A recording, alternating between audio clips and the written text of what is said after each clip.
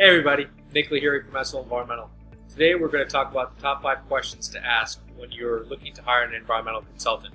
And frankly, these questions apply to whenever you're trying to hire any consultant, whether it be environmental, civil, or architect for that matter.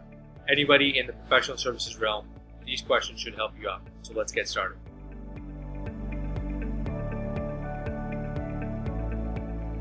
Alright, number 1. Do they perform the work in-house or do they sub it out? One of the dirty little secrets in our industry is the fact that companies, big companies, will get the project under their name, and then they have a large collection of subs that work for them throughout the country. And typically, the person you're speaking with generally may not be involved with the project directly. They'll advertise it within their subcontractor network. Their sub will pick that out and do the work. The problem we feel in this sort of arrangement is that the subcontractor has no idea who you are, what you're planning on doing with the property, or your objectives with performing the environmental investigation, asbestos survey, whatever it may be. As a result, they're essentially performing the service for their client, and then once their client gets it, they forward it to you. What that ends up doing is it ends up diluting a lot of the information where it's not as useful for you, or it may not be serving your objective. Number 2, we like to always tell our clients to ask when they're comparing us to other companies, what the other company's customer support system looks like.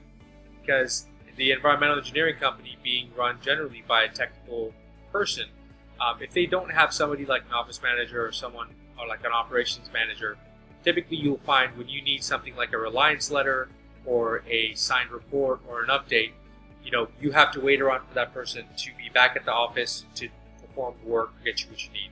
And this ends up delaying quite a bit and makes it for a stressful situation. So we always like to recommend find out the customer service sort of program or customer service standpoint, how they can serve you and how they provide service for you once they're actually done with your project. The third one is, can this firm help you not just today or next week, but further down for your objective? The full real estate cycle. If they can help you with your phase 1, can they help you do the asbestos survey?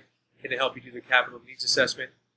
Everybody knows that the more subs you hire for your project, the more money you spend. So in an acquisition cycle, in an acquisition phase, if you're hiring 5 different subs to do 5 different inspections, well, typically you can expect to spend approximately 25-30% more than if you went with a company that does a lot of those services under one roof. And part of, we actually talk about that in our next previous video about the cost implications of hiring more subs. So check that out if you haven't seen that already. But knowing what your consultant can do and making sure that they can help you not just with what you need today, but what you may need further down the road will prevent you from having to have an army of consultants, which generally always equals more headache for you and more cost for the company. Number 4, the project management process. You want to make sure that your consultant has a process for project management as opposed to just going off the cuff. So if there are any situations that arise from results, they should have a written process in place that will help them in identifying the next steps and keeping you informed. We find that the companies that do have a written process for project management usually make it a much more pleasant experience for their clients because they have it down to a process, and as a result, you know what to expect from that company. And lastly, would your consultant classify themselves as reactive or proactive? I think this is one of the most important designations or distinctions between our industry is the fact that, when you're asking someone to do a phase 1 for you and they're like, cool, we'll do it, and then you ask them to do something else and they're just sort of order takers, versus them asking some questions about you and saying, doing a phase 1, what are you planning on doing with the property? Is it demolition and rebuild? Is it a acquisition rehab? Because once we understand what you're planning on doing with the site, we may be able to advise you and say, you may need this, you likely won't need that. And that's the type of consulting where we provide the most value, is where we have the information on what you're planning on doing today, but also what you want to do 6 months down the road with the property. And we're able to guide you with certain things that may be more beneficial than what you may think you need.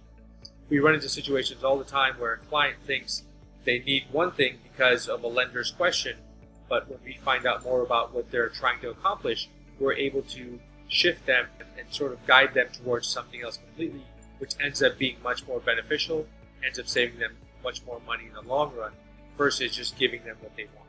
So instead of having an order taker on your team, having somebody who's proactive and really finds out what you're trying to accomplish and helps you do that is most beneficial for you. So hope that was useful. Please, would love your comments down below, and if you haven't subscribed, we'd love for you to subscribe. And if you have any questions that we haven't covered yet, don't hesitate to email us or call us and let us know what are some topics that you're interested in. And thank you very much for listening.